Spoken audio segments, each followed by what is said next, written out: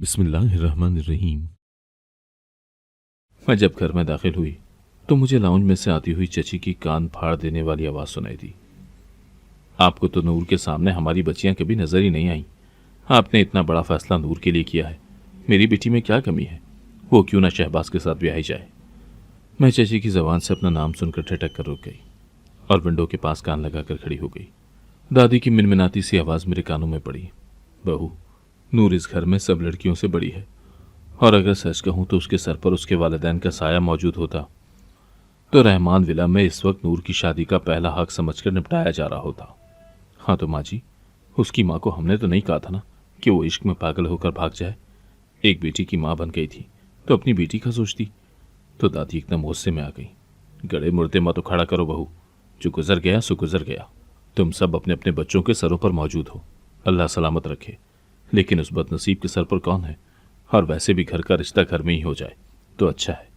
बाहर से आने वाले रिश्ते 100 सवाल करते हैं, हम किस किस को जवाब देंगे? और फिर ऐसी बातें भला कहाँ छुपती हैं? माजी पर जितनी भी राख डाल लो, लोग उसे कुरेद ही लेते हैं। और जिनका माजी तकलीफ दे हो, वहाँ 100 में से कोई एक ही होता है जो ऐसी बच्चियों को जीना हराम न करे। तुम खुद एक बेटी की माँ हो, कम अज कम तुम्हें इस बात का तो एहसास करना चाहिए। क्यों हम अपनी बेटियों का एहसास ना करें? चची मुंह बिगाड़ते हुए बोली, हमारी बच्चियों की उम्रें भी अब रिश्ते के काबिल हो गई हैं। और मैं आपको एक बात सच कहूं, बुरा ना मानिएगा, जिनकी माएँ भाग जाए ना, उनकी बेटियां उन्हीं के नक्शे कदम पर चलती हैं। उस पर भी कड़ी निगाह रखें। क्या पता 100 यार उसने बाहर बनाए हों और हम यहाँ उसका रिश्ता करने के लिए हलकान होते फिर रहे हैं। चची के दिल का जहर आज उनकी जबान पर आ ही गया कि मुझे ऐसा लग रहा था कि मैं पूरे जिस्मो जान के साथ नीली पड़ गई हूँ। मेरी टांगों से जान निकल गई थी और मुझे कुछ समझ नहीं आ रहा था कि मैं क्या कहूँ। हर चीज़ बर्दाश्त की जा सकती है, लेकिन जब एक लड़की के किरदार पर बात आ जाए तो फिर वो लड़की ना जीती है ना मरती है। मैं उनको कैसे यकीन दिलाती कि मैं अपनी माँ पर नहीं गई, मैं उन जैसी नहीं हूँ। शिद्दत जज्बात से मेरे होंठ फड़फड़ाने लगे और आंसू मेरी आंखों के रास्ते मेरे दिल की ज़मीन पर गिरने लगे। मैं चची से बहुत कुछ कहना चाहती थी कि मुझे मेरी माँ से ना मिलाया जाए, लेकिन जब भी घर में कोई बात होती तो चची घुमा फिरा कर वो बात मुझ पर ले आती। मैं अपनी माँ के माजी से जुड़ी हर तकलीफ दे बात पर शदीद नाला थी। मैं उसका नाम भी सुनना गवारा नहीं करती थी कि जिसे मैंने पैदा होते ही देखा तक नहीं, लेकिन उसके गंदे किस्से सुन सुनकर मेरी ज़ात पर इतनी चीटें पड़ चुकी थी जिसमें मुझे अपना आप भी गंदा और गलीज नजर आने लगा था। मैं अपनी माँ से जुड़ी माजी की हर तल्ख बात को अपनी ज़िंदगी से खुरच खुरच कर निकालना चाहती थी, लेकिन रहमान विला के लोग कहीं ना कहीं से मेरी माँ की गर्द उठाकर मेरे सर पर डालते रहते हैं। मैं जितना भागती, मेरी माँ का माजी उतना ही मेरे सामने आ खड़ा होता।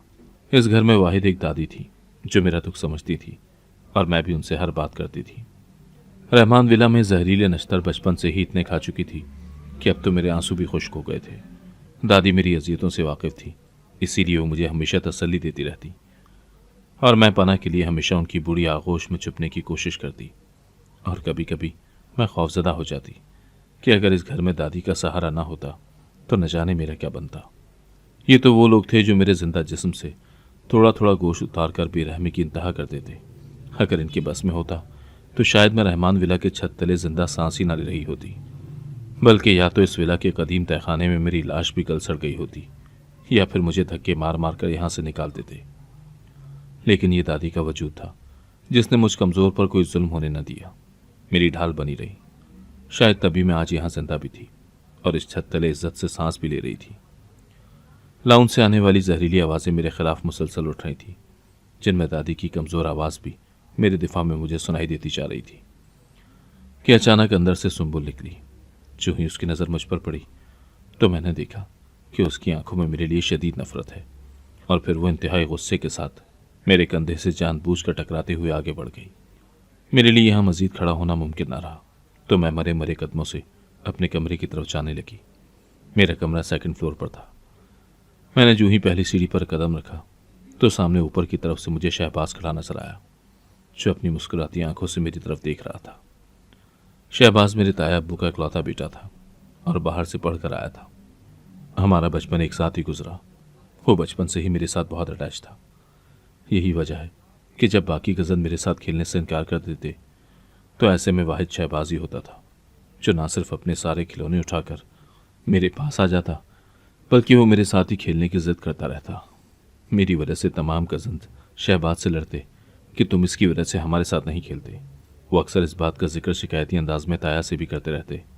तो ताया अब्बू और ताई अम्मी अक्सर शहबाज को समझाते कि सबके साथ मिलकर खेला करो। तुमने क्या सिर्फ अपनी कज़न नूर को पकड़ा होता है और सिर्फ उसी के साथ खेलते हो? ये तो बहुत बुरी बात है। लेकिन शहबाज उन सब की बोलती बंद कर देता और कहता कि जो बात नूर में है वो बाकी कज़न्स में नहीं। मुझे उसके साथ खेलना ही अच्छा लगता है। बाकी सब बहुत लड़ते झगड़ते हैं। तो ताया और ताई की बोलती बंद हो जाती। लेकिन मेरे तमाम कज़न्स इस बात पर मुझे आड़े हाथों लेते। मैं कई बार सुंबुल से इस बात पर पिट गई। उसने मेरे खिलौनों को जलाकर राख कर डाला। वो मुझे हर वो अजियत देने की कोशिश करती थी जिससे मुझे तकलीफ का अंदेशा होता। न जाने उसे इस बात पर क्या खुशी मिलती थी। और हैरत की बात यह थी कि उसे घर में कोई भी नहीं डांटता था। उल्टा जब मैं रो रही होती तो मुझे सब डांटते। ऐसे में वाहिद शहबाज होता था जो मेरी साइड लेता और मेरे दिफा में बात करता। तो सुंबुल शहबाज से लड़ पड़ती कि तुम इस गंदी सी लड़की के लिए मेरे साथ उलझोगे। तो वो अक्सर ये कहता कि ये भी अल्लाह ही की बंदी है, तुम खामखा इसको अजियत क्यों देती हो? किसी को बिला वजह तंग करना ये अच्छी बात तो नहीं है। इससे अल्लाह ताला भी खफा होता है। मगर वो मुंह बनाते हुए वहां से चल पड़ती। लेकिन फिर इस बात का बदला वो मुझसे बहाने बहाने से लेती रहती। मेरा बचपन इंतहाई तल्ख गुजरा था। मुझे बचपन से ही इस बात का एहसास अच्छी तरह से हो गया था कि मेरे वालिदैन ने कोई अच्छी मिसालें कायम नहीं की जिसका खुमियाजा मुझे कदम कदम पर भुगतना है। मैं घर में होने वाली इन चहमगोइयों पर एक दिन दादी से खुलकर बात की तो उन्होंने बताया कि मेरी माँ ब्याह कर इस घर में आई थी, लेकिन ये शादी मेरी अम्मी की मर्जी के खिलाफ हुई थी और अब्बू ने भी शादी अम्मी की जिद में आकर की थी क्योंकि अम्मी ने उनकी मुंह पर ही उन्हें ठुकरा दिया था। और ये बात मेरे अनापरस्त अब्बू को बहुत बुरी लगी। चूंकि अम्मी का मैका माली लिहाज से कमज़ोर था तो ऐसे में जब अब्बू का रिश्ता गया तो उनके हाथ पैर ही फूल गए कि कितने बड़े घर के चश्मो चराग का रिश्ता उनकी बेटी के लिए आया है जिसे जहेज में कुछ भी नहीं चाहिए। तो उन्होंने फ़ौरन ही हाँ कर डाली। लेकिन अम्मी बहुत रोईं, बहुत गिड़गिड़ाई। उन्होंने अपने वालिदैन से कहा कि ये शादी किसी सूरत में नहीं करेंगी, लेकिन उनके वालिदैन ने उनकी एक ना सुनी और उन्हें दुल्हन बनाकर राजा कासिम के सुपुर्द कर दिया। अब्बू अम्मी को ब्याह कर तो ले आए, लेकिन वो उन्हें कभी भी इज्जत और एहतराम के साथ बीवी का दर्जा न दे सके, बल्कि दिन रात उनकी तस्दील करते रहते। अम्मी दोहरी अजियत में रहती थी। एक तो उन्हें इस बात का दुख था कि वो अपनी बचपन की मोहब्बत से जुदा हो गई, और दूसरा दुख उन्हें अपनी शादीशुदा जिंदगी से था कि जिसमें उन्होंने एक दिन भी सुकून का नहीं गुजारा। अब्बू की वजह से सारे घर वालों को अम्मी के इश्क के बारे में पता चल गया, क्योंकि अब्बू बार बार सबके सामने अम्मी के मुआशके के बारे में तंज करते रहते, जिसकी वजह से घर में सभी अम्मी को चुभती हुई निगाहों से देखते। ये सच है कि सुहागन वही जो पिया मन चाहे, जो पिया मन नहीं भाती वो घर के बाकी लोगों के दिलो दिमाग से भी उतर जाती है। यही वजह है कि उस घर के बाकी लोग भी अम्मी को जलील करने में कोई कसर नहीं छोड़ते थे। अम्मी कई बार खफा होकर मैके गईं, लेकिन मैके वाले उन्हें ज़ोर ज़बरदस्ती से वापस ससुराल भेज देते, जहां उनकी कक इज्जत न की जाती। दादी छोटे घर की लड़की को बहू बनाने के हक में नहीं थी, लेकिन अब्बू की जिद के आगे हार मान गई और अम्मी को बहू बनाकर घर ले आई। लेकिन अपने बेटे की ज्यादती को देखते हुए वो अक्सर ना चाहते हुए भी अम्मी की साइड लेती और अपने ही बेटे को समझाती कि वो उनके साथ ऐसा रवैया ना रखे। लेकिन अब्बू को न जाने अम्मी को तकलीफ देने में क्या लुत्फ आता था। वो दिन ब दिन उन पर दायरा हयात तंग करते चले गए। ऐसे में दादी अक्सर अम्मी को कहती थी कि औलाद बाप के पैरों की जंजीर बन जाती है, इसीलिए तुम जल्द से जल्द औलाद पैदा करो ताकि तुम्हारे शौहर को कोई एहसास जिम्मेदारी जागे। दादी बताती हैं कि उनकी बात अम्मी ने बहुत ही तवज्जो से सुनी। उस वक्त दादी को ऐसा लगा जैसे अम्मी खुद भी इस घर में बसना चाहती हूँ और अपने इस रिश्ते को बचाने के लिए आखिरी कोशिश कर रही हूँ, और इस कोशिश में वो कामयाब भी हो गई। जब उन्हें पता चला कि वो उम्मीद से हैं तो दादी ने पहली बार उन्हें शादी के बाद सही मानों में खुश देखा। लेकिन ये खबर जो ही अब्बू ने सुनी तो उनका मूड ही खराब हो गया और उन्होंने अम्मी से साफ कह दिया कि बेटी नहीं होनी चाहिए, क्योंकि अगर बेटी हुई तो वो भी तुम्हारे वालिदैन के मुंह पर कालक मलने वाली होगी। अब्बू की बातें सुनकर अम्मी का चेहरा मुरझा सा गया। उन्हें समझ ही नहीं आ रही थी कि वो इस शख्स को किस तरीके से खुश रखें। वो अपने सारे हरबे आजमा चुकी थी। अपनी मोहब्बत को अपने दिल के अंदर दफन करके वो अब्बू के साथ नई जिंदगी शुरू करना चाहती थी। लेकिन अब्बू हमेशा उनकी माजी की बातों को उनके सामने रखकर तलखियों को हवा देते रहते। जब अम्मी को 5वां माह शुरू हुआ तो अब्बू चाहते थे कि अम्मी को गायनी डॉक्टर के पास लेकर जाया जाए ताकि जिन्स का पता चल सके। अम्मी इस मुआयने के लिए जहनी तौर पर बिल्कुल भी तैयार न थी, लेकिन अब्बू ने जोर ज़बरदस्ती से हॉस्पिटल लेकर गए। और वापसी पर जब घर लेकर आए तो अपने साथ एक बहुत बड़ा तूफान भी लाए। उन्होंने अम्मी को साफ कह दिया कि उन्हें ये बेटी नहीं चाहिए, इसलिए ये हमल ज़ाया करवा दें। अम्मी ने जब ये बात सुनी तो उनके सर पर क़यामत टूट पड़ी। वो ये तो जानती थी कि उनका शौहर एक इंतहाई ज़िद्दी मर्द है, लेकिन एक ज़िद्दी बाप भी साबित होगा, इस बात का उन्हें अंदाज़ा न था। वो हैरान परेशान से अपने शौहर को देखती रह गई कि जिसे बेटी की खुशखबरी भी न बदल सकी। और जब ये बेटी इन हालात में पैदा होगी तो उनके साथ साथ इसका क्या मुस्तकबिल होगा, ये अम्मी को दीवार पर लिखे हुए नुक्ते की तरह नजर आ रहा था। दादी कहती हैं कि ऐसे वक्त पर जब तुम्हारी माँ ने मेरी तरफ देखा तो मैं उसकी नज़रों की ताब न ला सकी, क्योंकि मैंने ही उसको मशवरा दिया था कि वो औलाद पैदा करे। शायद यूं उनके बेटे के दिल में उनकी कदर पैदा हो जाएगी। अब वो शिकवा भरी निगाहों से मुझे देखने लगी कि अब बताएं, वो तो बेटी की खुशखबरी सुनकर भी राम नहीं हो रहा। ऐसे में दादी ने अब्बू को बहुत समझाया और उन्हें खौफ खुदा दिलाने की कोशिश की, लेकिन अब्बू टस से मस न हुए। वो बस इतना चाहते थे कि किसी तरह से अम्मी ये हमल ज़ाया करवा दें, लेकिन अम्मी इस बात पर बिल्कुल भी तैयार न थी।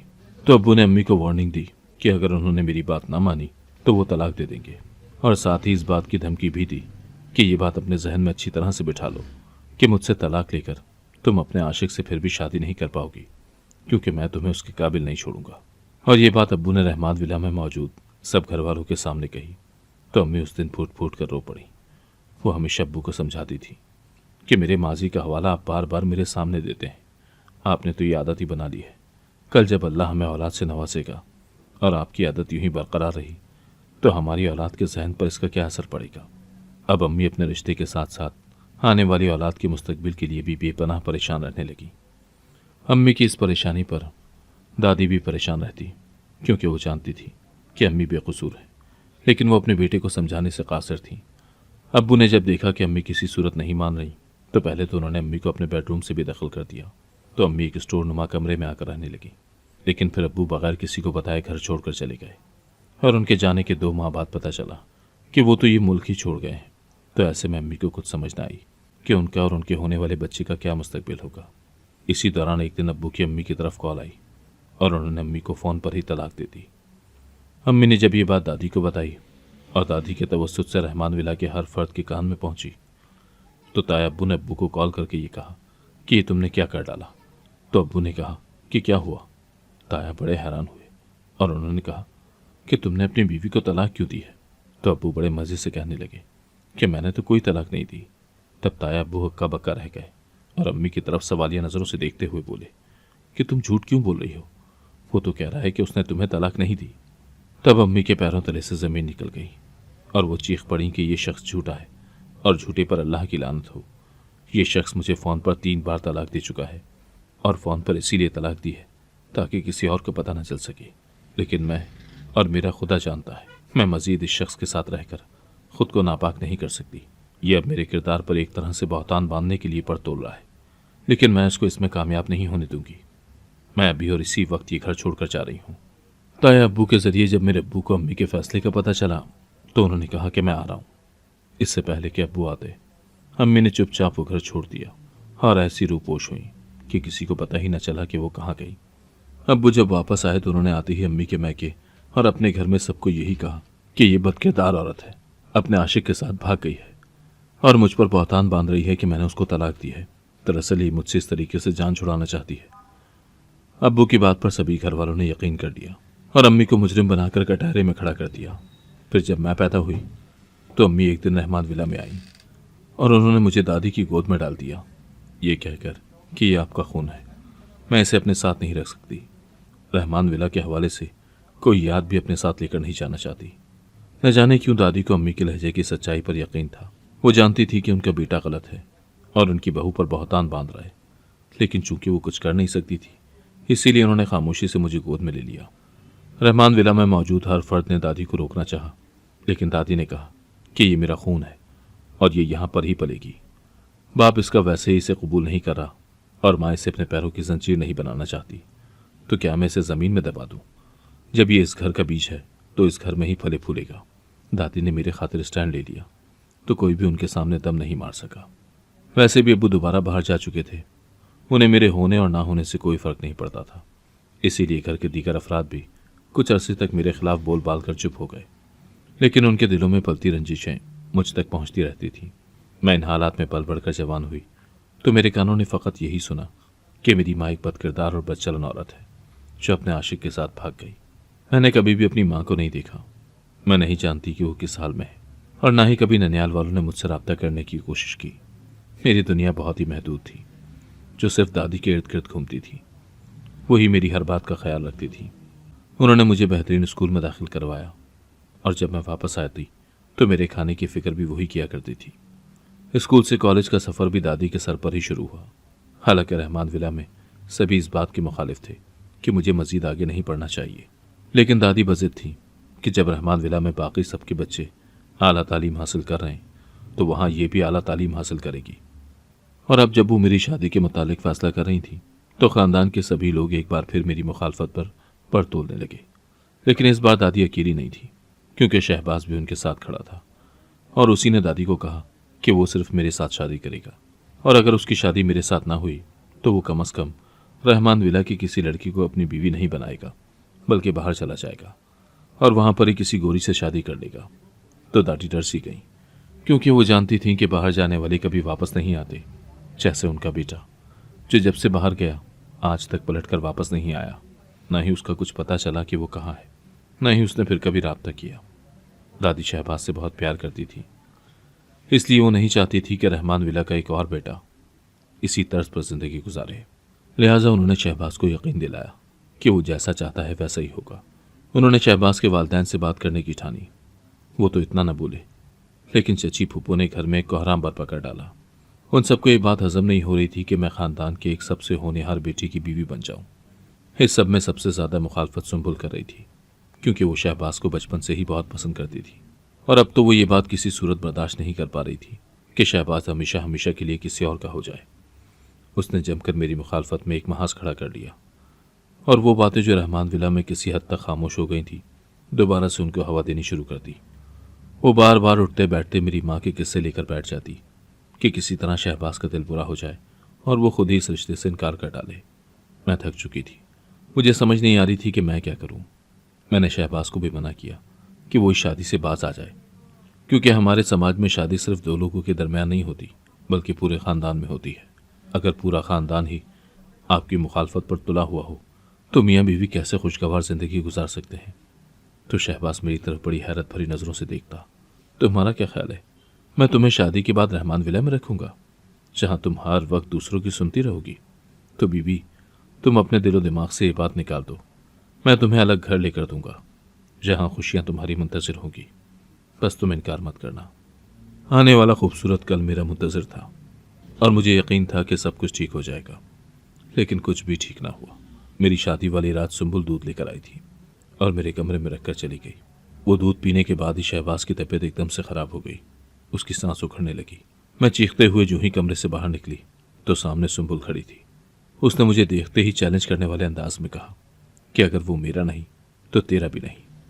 मैं उसकी ये बात सुनकर हक्का बक्का रह गई। तो ये तुमने किया है?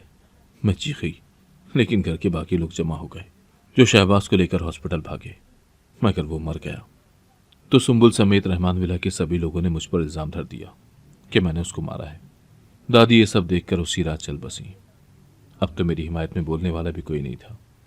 ये सब तो पैसे वाले थे, इसीलिए पुलिस वालों की मुट्ठी गर्म करके मुझे जेल भिजवा दिया गया। मुझे जिस रात काल कोठरी में बंद किया गया वहाँ एक सब इंस्पेक्टर आया। मैं अभी तक दुल्हन के लिबास में थी और बेहद हसीन लग रही थी। वो मुझे देखते ही बेकाबू हो गया और यूं जेल में ही मेरी इज्जत लुट गई। मुझ पर चूंकि इल्ज़ाम साबित ना हो सका तो मैं जल्द ही बरी हो गई।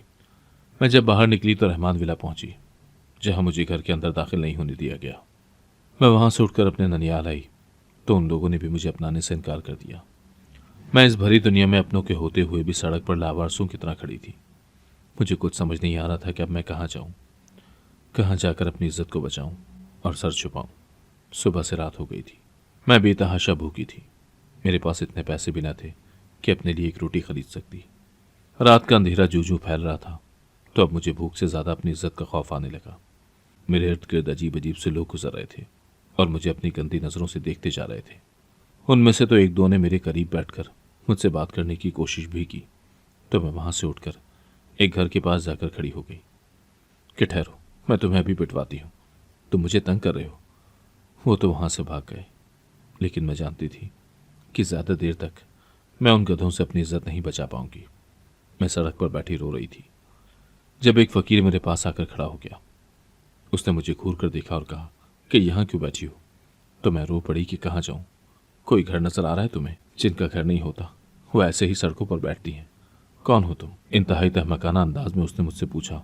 तो मैं ना चाहते हुए भी उसे अपनी सारी कहानी सुना गई। मुझे बड़ी हैरत थी कि मैं एक अनजान आदमी के सामने अपनी कहानी लेकर क्यों बैठ गई हूं। मैं जब तक बोलती रही वो चुपचाप मेरी कहानी सुनता रहा। एक बार भी उसने मुझे दरमियान में नहीं टोका। यहां तक कि जेल में अपनी इज्जत लुटने का वाकया भी मैंने उसको बता दिया। और फिर उसने इतनी अजीब बात की कि मैं हैरत से फटी फटी नजरों से उसे देखने लगी। उसने मुझसे कहा कि मुझसे निकाह कर लो। मैंने उसे सर से पांव तक देखा। वो एक भिखारी था। जाने क्यों उसकी बात सुनकर मैंने हंसना शुरू कर दिया और फिर हंसते हंसते रो पड़ी। और फिर आसमान की तरफ निगाह उठाकर दिल ही दिल में बोली, मेरे मालिक, मेरे नसीब में अब क्या तूने भिखारी लिखा है? मुझ पर मजीद कितनी आजमाइश डालेगा? वो मुझे यूं हंसते हुए और फिर रोते हुए देखकर परेशान हो गया। देखो, मैं तुम्हारे साथ कोई जबर नहीं कर रहा। अगर तुम्हारा दिल मानता है तो मुझसे निकाह कर लो, वरना मैं तुम्हारे साथ जबरदस्ती नहीं करूंगा। मेरे पास कोई चारा नहीं था। मैंने उसके साथ निकाह कर लिया। निकाह के बाद वो मुझे एक झोंपड़ी में लेकर आया और फिर एक वायरलेस सेट निकालकर उसने जेल के सब इंस्पेक्टर का नाम लेकर कहा कि फौरन उसकी पेटी उतार लो, उसे गिरफ्तार करके कल सुबह मेरे सामने पेश करो, उसे मैं नहीं छोड़ूंगा। मैं उसकी तरफ हैरत से देखने लगी कि ये शख्स आखिर कौन है। एक भिखारी की इतनी ताकत कैसे हो सकती है कि वो सब इंस्पेक्टर को नौकरी से बर्खास्त करवा सके। फिर उसने झोंपड़ी में एक शख्स से जाने क्या बात की। फिर मुझे लेकर वो अपने घर गया। जो ही मैं उसके बड़े से घर के गेट के पास पहुंची तो गेट पर लगे नेम प्लेट पर मेरी निगाह पड़ी। मेजर यासिर। मैंने ज़ेरे लब दोहराया, क्या तुम? तो वो मुस्कुरा कर मेरी तरफ देखने लगा। जी जनाब, मैं मेजर यासिर हूँ। मेरे पैरों तले से ज़मीन निकल गई। मैंने पलटकर उसकी तरफ देखा तो वो मुस्कुरा दिया। रातों को इस हुलिये में फिरना मेरी ड्यूटी है ताकि मेरे मुल्क की आवाम सुकून से सोते रहें। मैं उसकी बात सुनकर बिल्कुल ही गंग हो गई। तो उसने मेरा हाथ पकड़कर कहा, तुम अब मेरी इज्जत हो और तुम्हारे साथ होने वाली बदसलूकी का मैं पूरा पूरा हिसाब उस इंस्पेक्टर से ज़रूर लूँगा। तुम बेफिक्र रहो। बाकी मैं पूरी कोशिश करूँगा कि तुम्हें खुश रख सकूँ। उसकी बातें सुनकर मेरे दिल में एक इत्मीनान सा उतरने लगा और मेरा दिल चाहा कि मैं अल्लाह के आगे सजदारी हो जाऊँ, क्योंकि आजमाइश में डालने और फिर आजमाइश से निकालने वाला सिर्फ और सिर्फ अल्लाह ताला ही है, जो अपने बंदों को कभी भी तकलीफ में अकेला नहीं छोड़ता और ना ही बर्दाश्त से ज़्यादा उन पर तकलीफ डालता है। अगर आपको आज की कहानी पसंद आई है तो वीडियो को जरूर लाइक कीजिएगा और अपने दोस्तों के साथ भी शेयर कीजिएगा। और हाँ, अगर आपने अभी तक हमारा चैनल सब्सक्राइब नहीं किया तो जरूर सब्सक्राइब करें। मिलते हैं कल एक नई और दिलचस्प कहानी के साथ। अल्लाह हाफिज।